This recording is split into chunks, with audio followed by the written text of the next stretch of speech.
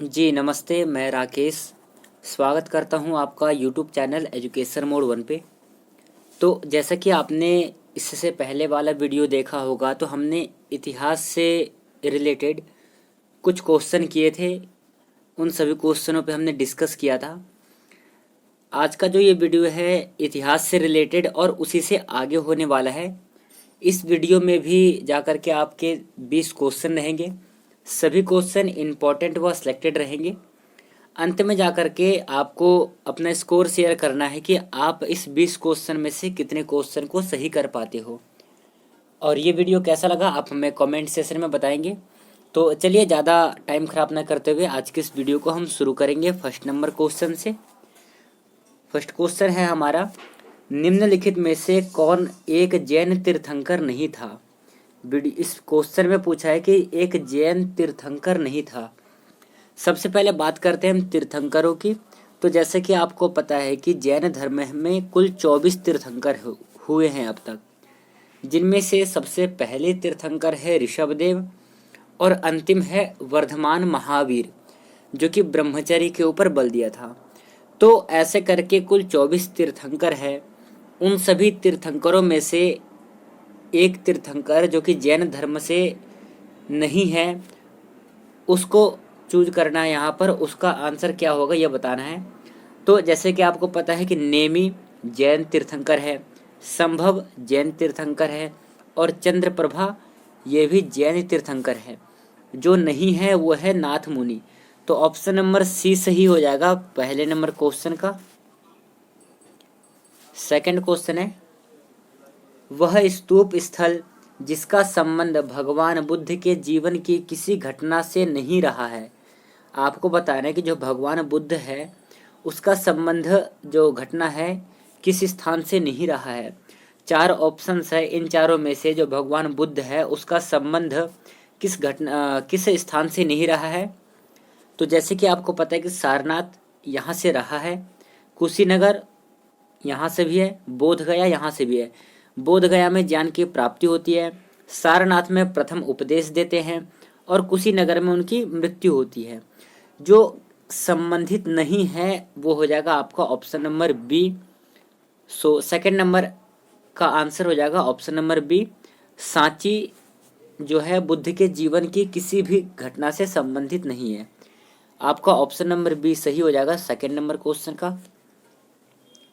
तीसरा क्वेश्चन है, त्रिपिटक का धार्मिक ग्रंथ है। जो त्रिपिटक नामक ग्रंथ है, त्रिपिटक में आते हैं विनय पिटक, सूत पिटक और अभिधम्ब पिटक। ये तीनों ही पिटक किस धर्म से संबंधित है। आंसर होगा आपका जाकर के ऑप्शन नंबर सी। ये तीनों ही जो है बौद्ध धर्म से संबंधित है। Option number C correct answer हो जाएगा तीसरे नंबर क्वेश्चन का। अगला क्वेश्चन करेंगे। चौथा है, सबसे बड़ा महाकाव्य कौन सा है। महाभारत, रामायण या फेयरी क्वीन या इनमें से कोई सा नहीं। सो इसका आंसर हो जाएगा जाकर के सबसे बड़ा महाभारत महाकाव्य है। सबसे बड़ा महाकाव्य कौन सा है, महाभारत। इसमें टोटल 1,00,000 श्लोक है और इसकी जो रचयिता है वो है महर्षि वेदव्यास। 18 पर्व है इसमें, ये भी आपको याद रखना है। चलिए नेक्स्ट क्वेश्चन करेंगे। पांचवा क्वेश्चन है, अग्निगृह किस धर्मावलंबी का पूजा स्थल है। अग्निगृह कौन से धर्मावलंबी का पूजा स्थल है। जैन धर्म, यहूदी, बौद्ध धर्म या फिर पारसी धर्म। किस धर्म का हो जाएगा आपका धर्मावलंबी अग्निगृह। सो अग्निगृह जो है वो पारसी धर्म का धर्मावलंबी पूजा स्थल है। आपका ऑप्शन नंबर डी सही आंसर हो जाएगा पांचवें नंबर क्वेश्चन का। छठा क्वेश्चन है, अजंता के चित्रकारी में क्या निरूपित किया गया है। चार ऑप्शंस है, इन चारों में से जो अजंता गुफा है जो कि महाराष्ट्र में स्थित है, उसमें जो चित्रकारी हुई है उसमें क्या निरूपित किया गया है। सो उसमें जातकों के विषय में कहा गया है। So option number A correct answer हो जाएगा। अगला क्वेश्चन है, अजंता चित्रकारी किस काल से संबंधित है। मौर्य काल, गुप्त काल, बौद्ध काल या फिर हड़प्पा काल। इन चारों में से जो अजंता चित्रकारी है किस काल से संबंधित है। आंसर होगा जाकर के आपका जो अजंता चित्रकारी है वो मौर्य काल से संबंधित है। Option number A correct answer हो जाएगा 7वें नंबर क्वेश्चन का। चलिए अगला क्वेश्चन करेंगे। इंपॉर्टेंट क्वेश्चन है ये एग्जाम की दृष्टि से। क्वेश्चन है मधुबनी लोक कला किस राज्य से संबंधित है। जी हाँ, क्वेश्चन में है मधुबनी लोक कला किस राज्य से संबंधित है। सो आपका आंसर हो जाएगा 8वें नंबर क्वेश्चन का ऑप्शन नंबर बी, ये राजस्थान से संबंधित है मधुबनी लोक कला। Option number B correct answer हो जाएगा इसका। चलिए 9वां क्वेश्चन करेंगे। क्वेश्चन है चरकूला प्रमुख लोक नृत्य है। चरकूला लोक नृत्य कहाँ का है। 4 ऑप्शंस है, इन चारों में से जो चरकूला लोक नृत्य है ये कहाँ का है ये बताना है इस क्वेश्चन में आपको। सो जैसे कि आपको पता होगा कि जो ब्रिजभूमि है यहाँ का चरकूला क्या है, लोक नृत्य है। ब्रिजभूमि मतलब यूपी उत्तर प्रदेश, ये भी आपको ध्यान रखना है। चलिए इसका आंसर हो जाएगा option number C. Next question करेंगे।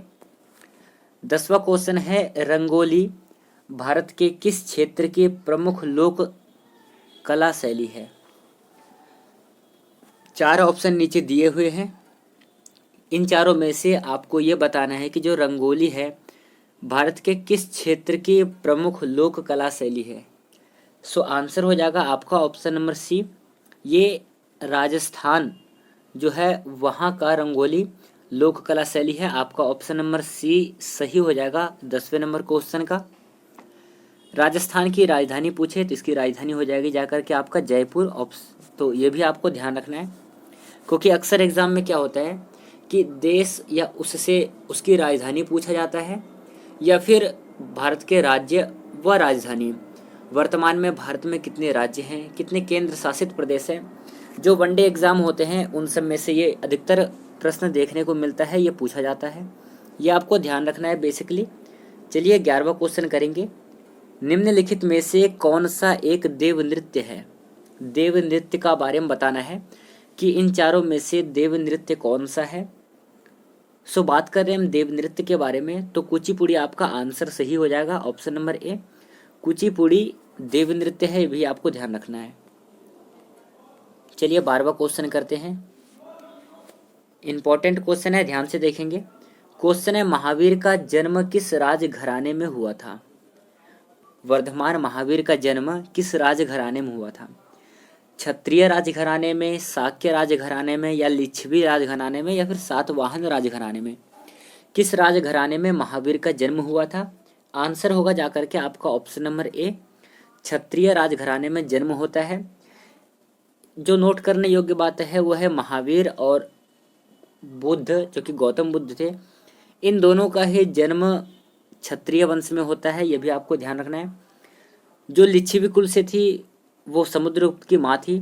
शाक्य कबीले से जो था वो गौतम बुद्ध था। सातवाहन ये दक्षिणापथ के स्वामी कहा जाते थे, ये भी आपको ध्यान रखना है। सो 12वें नंबर क्वेश्चन का जो आंसर होगा आपका ऑप्शन नंबर ए सही हो जाएगा, क्षत्रिय राजघराने से थे वर्धमान महावीर। चलिए हम 13वां क्वेश्चन करेंगे। 13वां क्वेश्चन है बंगाल में भक्ति आंदोलन के प्रवर्तक कौन थे। 4 ऑप्शंस है, इन चारों में से बंगाल में भक्ति आंदोलन के प्रवर्तक कौन थे। आंसर होगा ऑप्शन नंबर बी, चैतन्य देव बंगाल के भक्ति आंदोलन के प्रवर्तक थे। ऑप्शन नंबर बी सही हो जाएगा 13वें नंबर क्वेश्चन का। नेक्स्ट क्वेश्चन देखेंगे। इम्पॉर्टेंट क्वेश्चन है एग्जाम की दृष्टि से, कई बार एग्जाम में इस प्रश्न से यहाँ से प्रश्न पूछा गया है। सो इस प्रश्न को आप ध्यान से देखेंगे। प्रश्न पूछ रहा है कि बिरजू महाराज किस क्षेत्र के सुविख्यात कलाकार थे। नीचे 4 ऑप्शंस है, इन चारों में से बिरजू महाराज किससे संबंधित है। तो इसका आंसर हो जाएगा बिरजू महाराज सुविख्यात कलाकार कथक नृत्य के थे। ऑप्शन नंबर डी सही हो जाएगा, कथक नृत्य से संबंधित थे बिरजू महाराज, ये आपको याद रखना है, इंपॉर्टेंट क्वेश्चन है ये। चलिए अगला क्वेश्चन करेंगे। नेक्स्ट क्वेश्चन है ब्रह्म समाज के संस्थापक कौन थे। नीचे दिए गए 4 ऑप्शंस हैं, इन चारों में से आपको यह बताना है कि ब्रह्म समाज के संस्थापक कौन थे। सो आंसर हो जाएगा आपका ऑप्शन नंबर ए, ब्रह्म समाज के संस्थापक राजा राम मोहन राय थे। ये आपका आंसर हो जाएगा ऑप्शन नंबर ए। चलिए नेक्स्ट क्वेश्चन करेंगे। अगला क्वेश्चन है अजंता की गुफाएं कहाँ स्थित है। आंसर हो जाएगा अजंता की गुफाएं स्थित है महाराष्ट्र में। ये आपको ध्यान रखना है। अजंता की गुफाएं कहाँ पर स्थित है, महाराष्ट्र में। ऑप्शन नंबर सी सही आंसर हो जाएगा इसका। नेक्स्ट क्वेश्चन है हमारा, दिल्ली में स्थित शांति वन समाधि किसकी है। इंदिरा गांधी की, जवाहरलाल नेहरू की, श्री लाल बहादुर शास्त्री की या फिर राजीव गांधी की। शांति वन समाधि किसकी है, आंसर है आपका ऑप्शन नंबर बी, शांति वन समाधि पंडित जवाहरलाल नेहरू की है। बात कर रहे हैं हम ऑप्शन नंबर ए को देख लेते हैं एक बार। ऑप्शन नंबर ए है इंदिरा गांधी। ये भारत की पहली भारतीय प्रधानमंत्री थी, महिला प्रधानमंत्री, ये आपको याद रखना है। दूसरा है जवाहरलाल नेहरू। ये भारत के पहले प्रधानमंत्री थे और सबसे लंबे शासन मतलब सबसे लंबे समय तक जिनका कार्यकाल रहा है वो जवाहरलाल नेहरू थे। श्री लाल बहादुर शास्त्री बहुत ही प्रसिद्ध नाम है। ये एकमात्र ऐसे प्रधानमंत्री हैं जिनका निधन भारत से बाहर हुआ था। और राजीव गांधी सबसे कम उम्र में प्रधानमंत्री बनने वाले सबसे कम उम्र के नेता थे। तो इन चारों ऑप्शंस को ध्यान में रखना है। फिलहाल के लिए जो इस क्वेश्चन का आंसर होगा वो होगा आपका option number B, Jawaharlal Nehru. चलिए अगला क्वेश्चन देखेंगे। 18वां क्वेश्चन है, पतंजलि का संबंध किससे है। वैशेषिक दर्शन से, न्याय दर्शन से, सांख्य दर्शन से या फिर योग दर्शन से।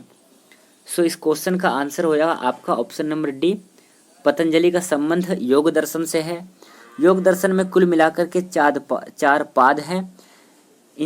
ये ध्यान रखना है आपको कि कई बार एग्जाम में पूछा जाता है कि योग दर्शन में कितने पाद हैं, तो 4 पाद हो जाएंगे योग दर्शन में। और पतंजलि का संबंध किससे है, आंसर है योग दर्शन से है। चलिए 19वां क्वेश्चन करते हैं। क्वेश्चन है, बुद्ध किस वंश से संबंधित थे। आंसर है ऑप्शन नंबर ए, शाक्य वंश से संबंधित थे बुद्ध।